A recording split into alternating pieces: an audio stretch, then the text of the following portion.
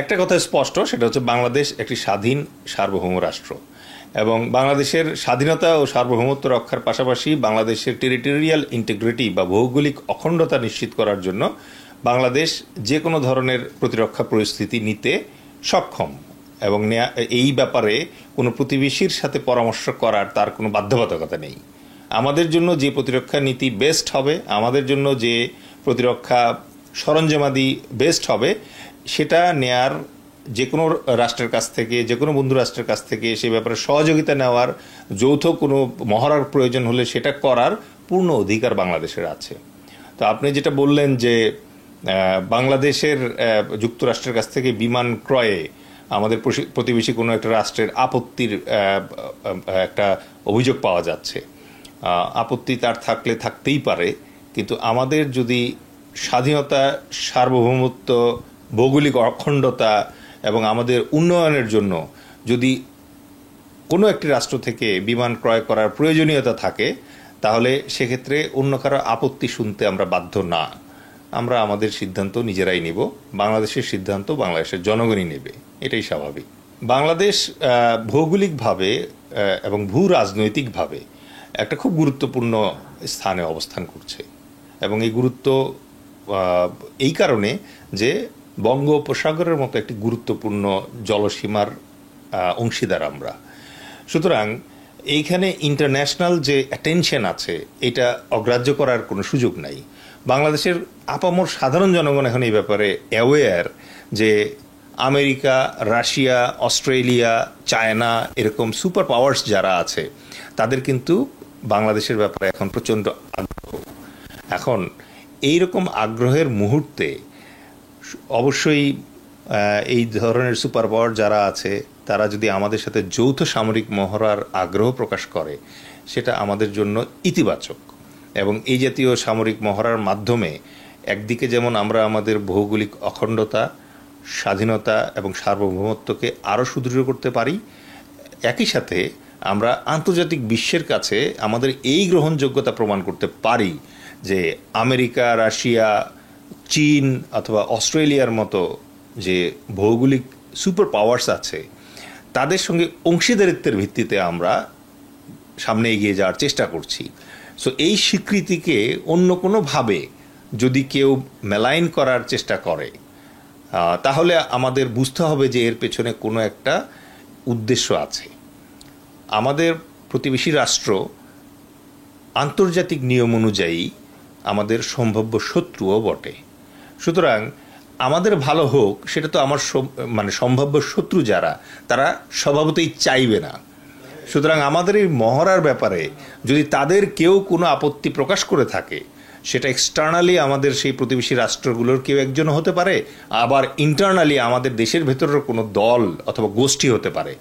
তাদের উদ্দেশ্য এবং তাদের যে অভিসন্ধি আছে, এটা নিয়ে সন্দেহ প্রকাশ করার অবকাশ আছে। যা বাংলাদেশের জন্য ভালো, যা বাংলাদেশের জনগণের জন্য কল্যাণকর, তার সামনে ভেটো দিতে যারাই আসবে, তাদের তো আমাদের জন্য শুভাকাঙ্ক্ষা আছে, এটা বিশ্বাস করার কোনো কারণ নেই। মাত্র 30% টাকায় জমির মালিক হয়ে নতুন বাংলাদেশের গড়ে তোলার স্বপ্ন দেখা বাংলা বসতি। আমার আগের প্রশ্নের উত্তরে একবার বলেছি, সেটা হচ্ছে যে অবশ্যই আমাদের প্রতিবেশী রাষ্ট্রের কোনো কারণ নাই যে আমরা খুব ভালো করি।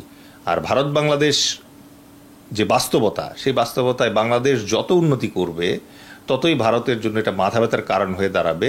কারণ বাংলাদেশের মতোই ভারতের অনেকগুলো রাজ্য আছে যারা কিন্তু বিচ্ছিন্নতাবাদী আন্দোলন করে বাংলাদেশের মতো স্বাধীন ও সার্বভৌম হওয়ার চেষ্টা করতে পারে।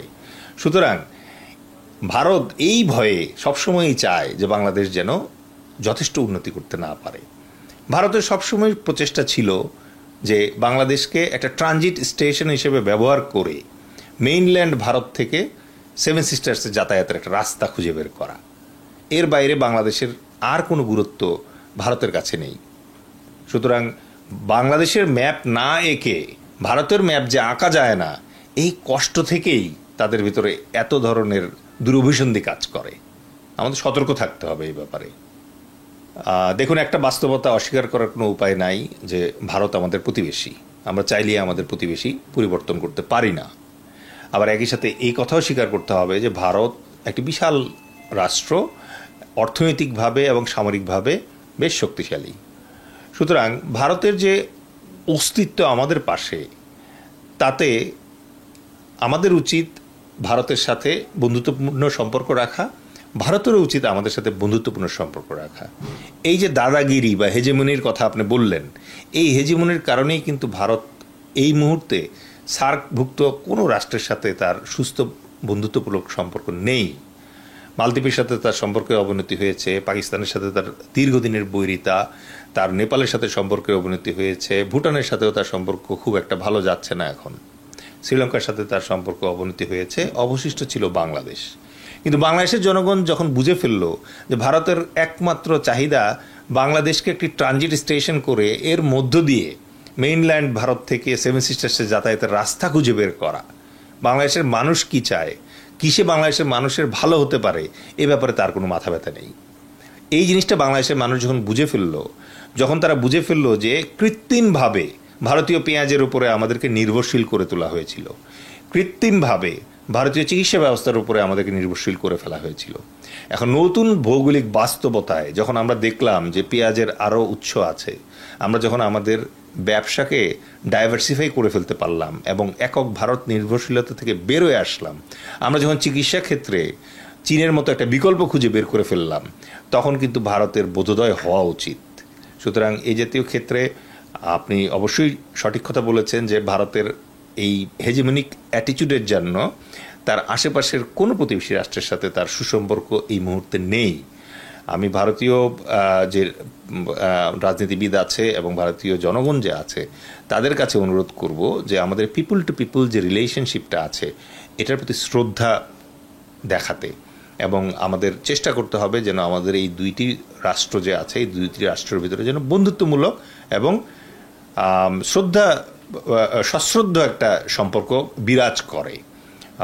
আমরা স্বাধীন ও সার্বভৌম রাষ্ট্র, আমরা আমাদের ভৌগোলিক অখণ্ডতায় বিশ্বাসী, আমরা কখনোই আমাদের কোনো টেরিটোরিয়াল এক্সপানশনের কোনো ইচ্ছা আমাদের ভিতরে নাই।